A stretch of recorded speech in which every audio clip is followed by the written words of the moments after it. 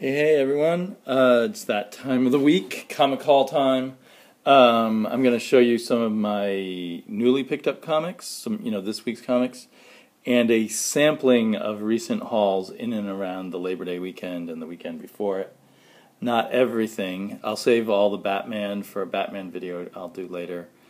And just generally, this is a sampling in any case, because I've got so many it's pretty disorganized.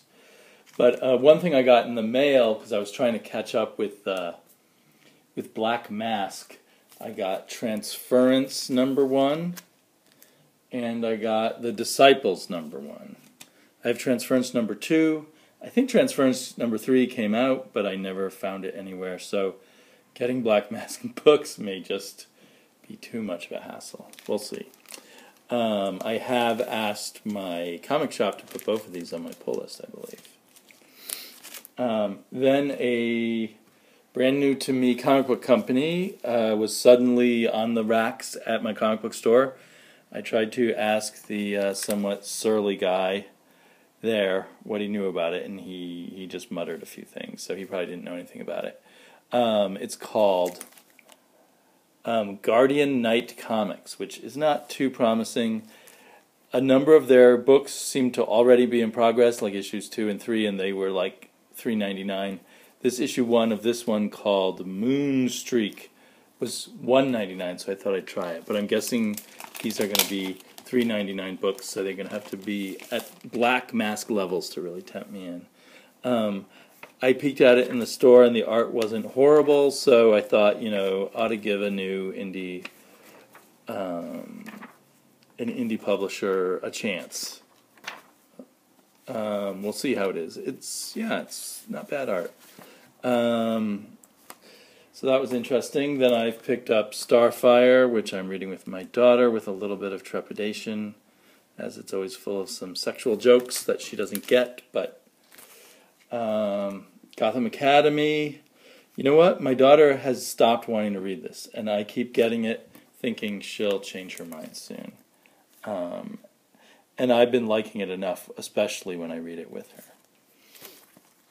Injection. Boy, that's a dark cover, but with the plastic on it, you can't see it much at all. Injection is right on the cusp. I think this will be my last issue.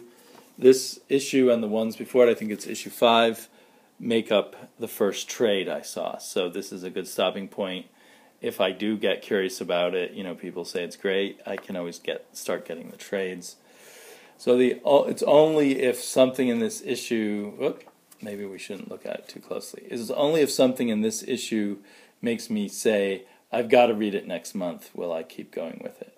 It's been kind of a weaker read. I mean, I've been trying to trust Warren Ellis, but last issue was a real meh for me. So, yeah. That's on the cusp. Here's another new image. I have trouble resisting science fiction. The art preview I saw online for Faster Than Light looked pretty good. It's a $2.99 book, which also makes it easy to sample for a while. So I'm kind of hoping for some pretty hardcore, hard science fiction. That would be nice in a comic book, although I don't know how popular that is in comics. Okay, and I don't usually pick up Valiant comics, except on digital sales, where I'll get the issues for $1 a piece, because Valiant is $3.99. Or if there's something special. Oh, great, this is cover B. Anyway, the reason I picked up Ninjak #7 is because the artist is Juan Jose Ripe, who's one of my favorites of recent years. So I thought, well, I'll splurge there. And more splurging is coming up because good old Snyder and, it looks like Snyder and Azzarello's Batman is this time around $5. I know it's going to be thicker, but I'm going to read it with a prejudiced eye, because I feel they definitely will just throw in higher priced issues every now and then because people want to get all their Batman. They're relying on the completists, or just generally the addiction to Batman, and it throws a loop in your pull list. You kind of plan to spend a certain amount of money, and if there's a certain number of books where you can't rely on the price, it's a dirty pool in my mind. And if it's all just because there's a backup story by Azzarello, I think I'll feel, unless it's brilliant. Anyway, I'll tell you what I think about this soon enough. And finally, I did get another even more expensive book, but this one is ginormous. I think it's about 80 pages for $6. I previewed the art online and really liked it. Let's see how it looks in person. My comics come in bags, so when you go to look at a comic in the shop and you have to take it out of the bag, it's nerve-wracking that you might do tape damage on it, especially while you're standing with a bunch of comics in your hands at the rack and you're trying to get a piece of tape off and then put it all back together again. So I only rarely look inside before I buy. Anyway, this looks like I was hoping it would look, so I'm kind of psyched for Headlopper. Quite a title. Then, this will probably make the video kind of long. So if you're just interested in new books, that's the end of my new books. Now I'm going to show you some of the older stuff. Stuff that I got at a Labor Day sale mixed in with stuff I got from a 75-cent bin at the new place I've discovered. So from the Labor Day sale, I got one of the Avengers from what I consider the Avengers sweet spot that I'm still kind of filling in. Avengers 86. Let's see, is this going to be Sal or John? It looks Salish, but I don't see a credit. Oh, yep, Sal Buscema. But I like both Buscemas, and this era of the Avengers was just a lot of colorful fun. And then I was hoping the price on this was like $2, so I knew there had to be something wrong with it. And what it is actually, it's a reprint of Conan #1. It's not Conan #22. They even put the shadow of the vulture on the cover. They, at least could have taken the title off, because the shadow of the vulture, I think, is the story in the next issue.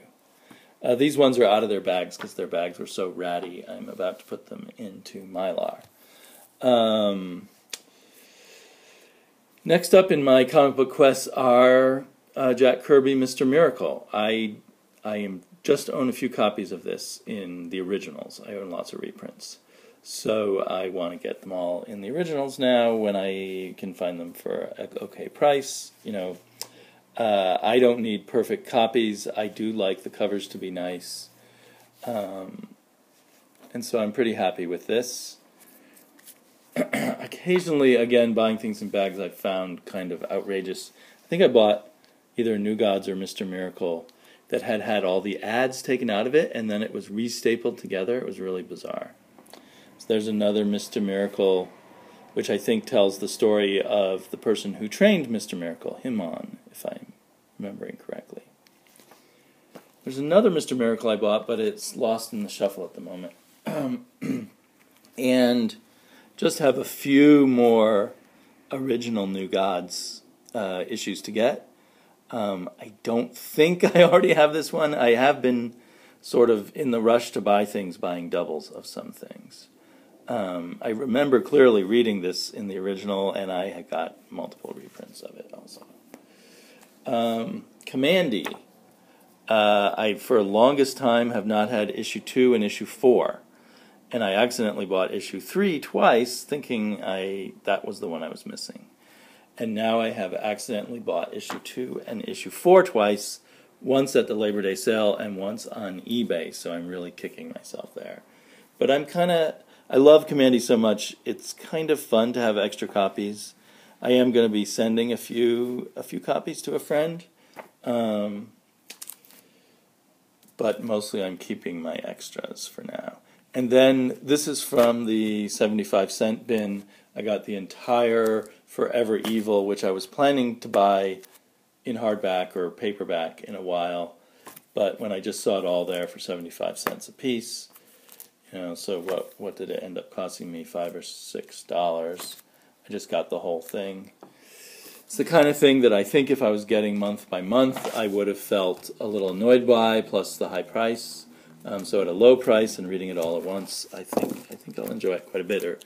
That's been my track record with Jeff Johns books. If I read them all at once, I like them a lot more. Okay, I also have been doing a lot of Superman buying. Unfortunately, at the place with the Labor Day sale, they didn't have many of the Action Comics that I'm missing from my run. It's like I bought all of their Action Comics, and they haven't refilled their bins. Although I have a feeling they have huge numbers of stuff in a warehouse somewhere. So I think it's just they're not paying attention.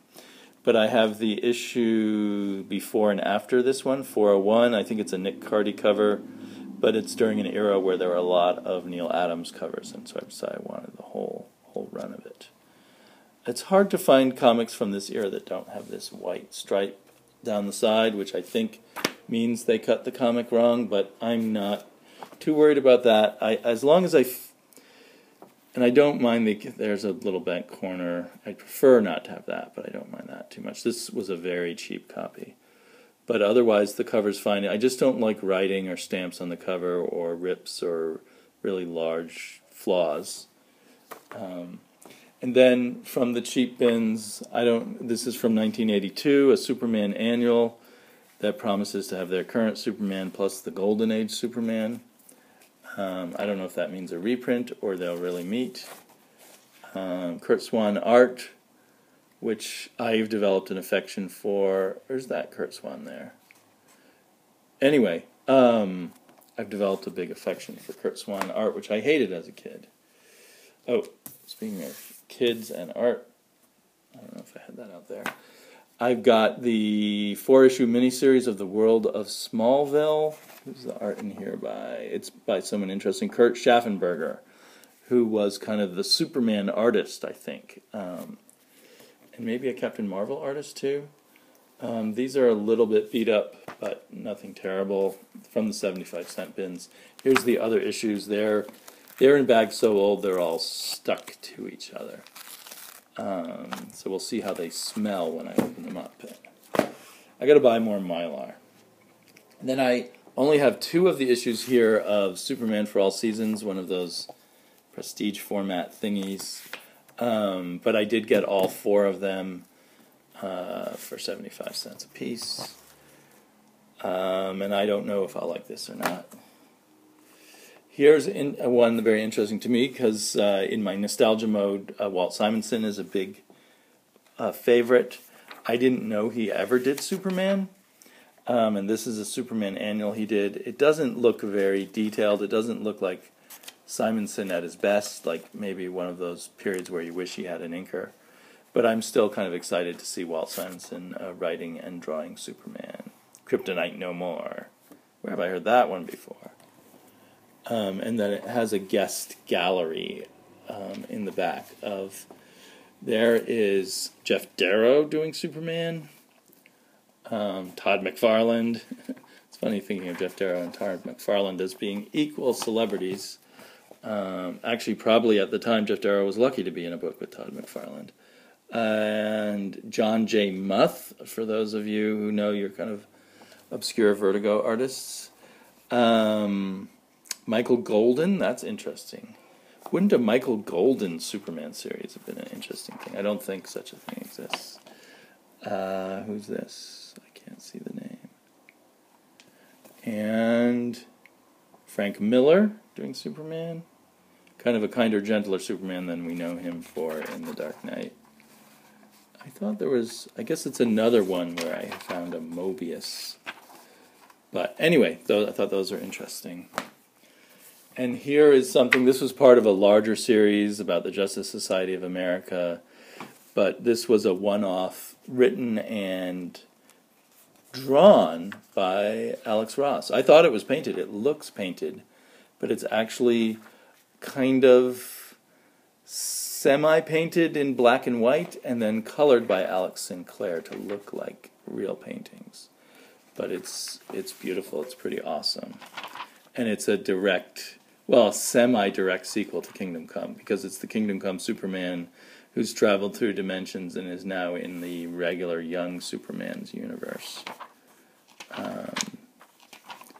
And it has all kinds of process art at the end, which I really enjoyed seeing, both his very detailed thumbnails and photo references, and this is how I learned that it wasn't actually painted. So that's what Alex Ross did, and then Alex Sinclair went in and the rest of the way and made it look like a painting. But that's pretty amazing art, even in black and white. I'd love just a black and white edition to buy also. Of course, I only bought it for 75 cents. But this is something I would have paid more for, certainly. So yeah, I guess there's Alex Ross stuff out there that I don't know about that I need to hunt out. Then this kind of goes back to things that excited me as a kid. Conan in Savage Tales, and then Khazar took over Savage Tales. As a kid, I wanted those issues, and I saw ads for these issues, but never actually saw the issues, or at least not when I don't think I ever saw them on the racks. But I wanted to buy them, and this must be an early Boris Vallejo doing Khazar and a fake dinosaur there. And then this cover on this one, I don't know who this artist is. Is there an obvious signature? No. Probably a more forgettable artist. But it's fun to have both of these. Got a few more spirits. These are the Kitchen Sink Spirit magazine before Kitchen Sink went to the Spirit comic book size spirits. That, to me, that's a pretty awesome cover. So it looks like they colored them in watercolor, maybe, these covers back then. And they're usually double spreads. I'm sorry for the camera angle, which doesn't allow me to show it to you properly. This one, yeah, it's also a double spread. So it's kind of like pen and watercolor drawings. And then last but not least, another unusual thing which I found in those 75-cent bins was, these are out of order, the entire run of Ted McKeever's Miniature Jesus, which I don't know why it's called Miniature Jesus, and I will have to find out. Brian tells me they're good, and I, just glancing at it, love the Ted McKeever art, especially when I'm not paying a lot of money for it. Why I'm such a cheap bastard. All these poor comic book artists slaving away. So yeah, that should be pretty interesting. Very different. It's nice to get them in their original format, but to get them all at once is kind of exciting to me.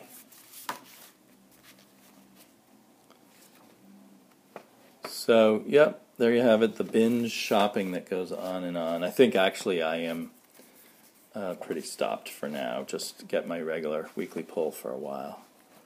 Charge up my bank account and maybe just go to some 50-cent bins in a while, but I hope all of you are having a fun week in comics or a fun week in general, and I'll talk to you later.